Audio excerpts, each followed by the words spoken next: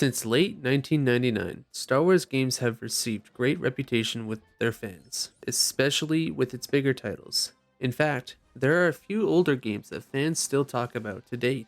However, since early 2016, I feel like that has taken a major downfall due to lack of production, firing staff, layoffs, and stepping away from research. In the beginning of it all, hearing that Star Wars games would make a comeback didn't seem like such a bad idea. But in 2012, Disney, who purchased the rights to Star Wars, had put a stop to a lot of Star Wars projects that were already in the works. The reasoning behind this is, and quote, after evaluating our position in the games market, we have decided to shift LucasArts from an internal development to a licensing model, minimizing the company's risk while achieving a broader portfolio of quality Star Wars games. Games such as 1313, Knights of the Old Republic, 3, and First Assault had lots of potential just to be flushed down the drain. Some even have leaked gameplay footage in early development. Others had been discussed in Rogue Leaders, the story of LucasArts, in which showed off amazing concept art, shelved games, or logos being pitched. It was clear that so much time and effort were going into these games that made these cancellations more tragic. Having new management can often lead to shakeups, and when Disney announced that they bought the rights to Star Wars, it was quite a concern from its fanbase. This fear came to realization when Disney shut down LucasArts in 2013, a legendary publisher that had worked to create such hits like the Pandemic Studios' Star Wars Battlefront 1 and 2, and BioWare's Knights of the Old Republic, a Star Wars classic that all fans know and love. Exclusive rights were transferred to Electronic Arts, in which they focused on rebooting Star Wars Battlefront as its first project. Fans went crazy in 2015 when EA dropped the first trailer for the game. You could finally play as your galactic heroes in an up-to-date first-person shooter. When the game launched, the visual graphic improvement and bringing the iconic characters to life didn't stop controversy. With limited maps, no campaign, fewer modes available, and a season pass to monetize future updates, it feels like EA chose to dismiss everything from the classics and came up with what they thought was more important. 2 years later, EA followed up with Battlefront 2 that included more maps, a new campaign, and more playable characters. Listening to the fans and improving from their last game was definitely great, but once again, they would manage to add something that made the internet outrage.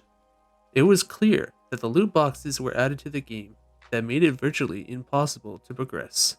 Admittedly, there were a lot more content added since the previous version, many of which including new heroes, reinforcements, and spaceships. The biggest content update of them all had to be when they introduced Supremacy in 2019. This introduced two great heroes and iconic maps that we were missing from the classics. Fans felt like kids again, as they could play as Obi-Wan facing General Grievous as the classic scenes know and love, or fighting above Kashyyyk in a separatist spaceship as a clone against the droid army. For a brief moment, it finally felt like EA hit the sweet spot. The amount of players who got on to play was decent enough to be able to find a match without having to worry about being stuck there for several minutes. Sadly, after releasing another update that included the Battle of Scarif, the devs announced that there would be no more content and that they would retire from the game. This meant that the game would lose its player base with no content. Later on, fans who enjoyed single-player games had the opportunity to play Jedi Fallen Order. In 2020, the game became the second bestseller of the year, bringing us a story that takes place 5 years after Revenge of the Sith, with a young Jedi who embarks on a mission to rebuild the Jedi Order. The game was so well supported that it went up 2.9 million in digital sales in the first month. That is more than both the Battlefront games combined. Because of its success, we were brought Jedi Survivor, in which started off with a rough launch, but later doubled in success with its incredible details and open world exploration. However, both of these games aren't multiplayer games, and there is a large amount of players who prefer both online and offline play.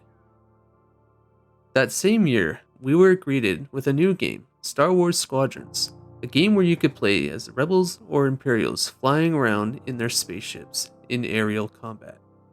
This game came with a single-player campaign as well, and several multiplayer game modes. You could customize your pilots and ships to run the galaxy in style. It was even filled with great references for fans and charming great characters alike.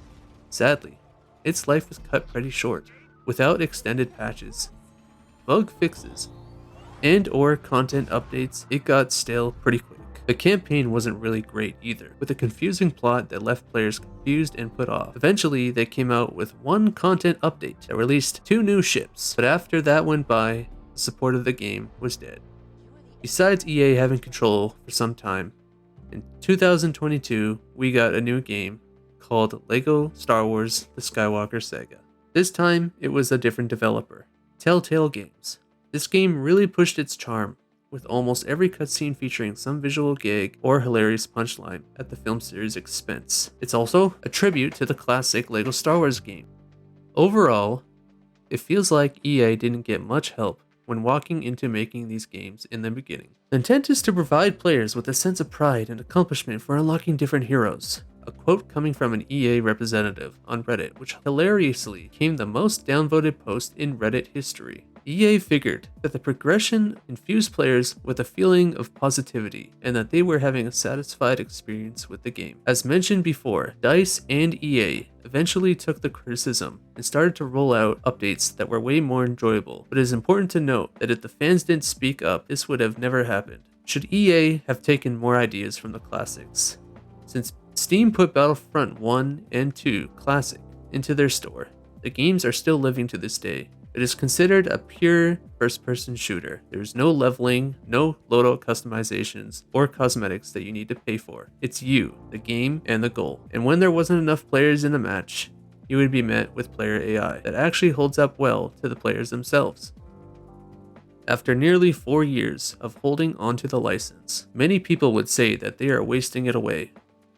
I thought that I would go ahead and include this into the video since it's been this far that we've already talked about the downhill of EA Star Wars, but recently EA has yet again canceled another game that was in the works, this one being a Star Wars FPS, which we believe to be a Mandalorian video game. They announced in early 2022 that the game was being helmed by former LucasArts veteran and Medal of Honor co-creator Peter Hirschman, who previously worked on the original Battlefront games. And it was stated on Wednesday that there was 700 company-wide layoffs.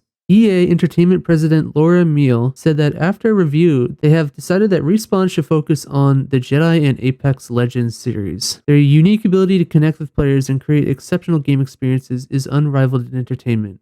As we've looked at Respawn's portfolio over the last few months, what's clear is the games our players are most excited about are Jedi and Respawn's rich library of own brands. Not an FPS game that involves The Mandalorian? They also said that knowing this, we have decided to pivot away from early development of the Star Wars FPS game to focus on efforts on new projects based on our own brands while providing support for existing games. This is something that we were all excited for. It is one of the most interesting things is bringing The Mandalorian to life, and how lucky would we be if we could get our hands on an FPS game that rivaled around a bounty hunter Mandalorian in an open world setting doing tasks for other people.